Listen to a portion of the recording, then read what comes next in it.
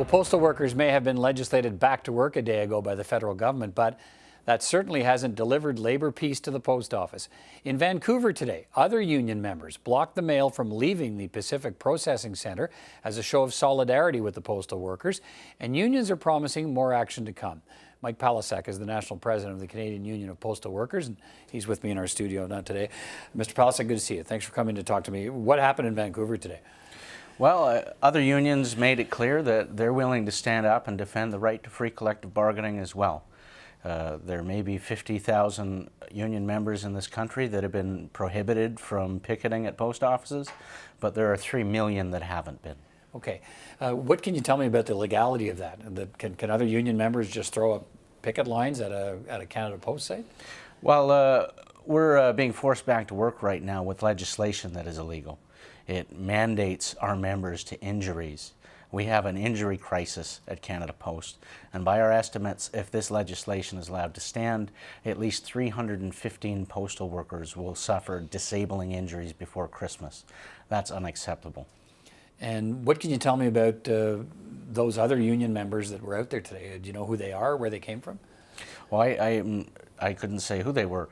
I know there were members of many unions there today, and they've been holding down the line and welcoming our members back to work, but not letting the mail leave. So, yeah, so to be clear, postal workers are allowed in, but none of those Canada Post trucks are coming out. Well, that's what I understand from afar. But this is the kind of reaction you can expect when you violate constitutional rights in this country. The labor movement sticks together, and they've made it clear that they're going to be there for us. What should we expect this to be a one-off situation in the next number of days, or are we going to see more to come? Well, we've put out the call to our allies to take action, and they're answering that call in different ways. Our union will be organizing all kinds of actions, from demonstrations to occupations of MPs' offices. Other folks are organizing different things.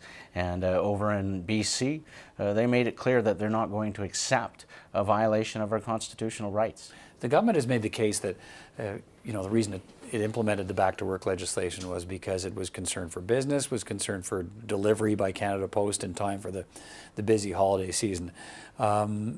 Is it the objective now to make sure that that doesn't get satisfied? If the government thought there was a problem before the back to work legislation that they could fix with the back to work legislation, that's not going to happen. Well, our agenda is to get negotiated collective agreements that settle these issues.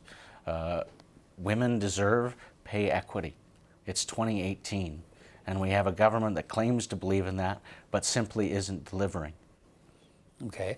And so I guess the question for people watching that may be using the post office,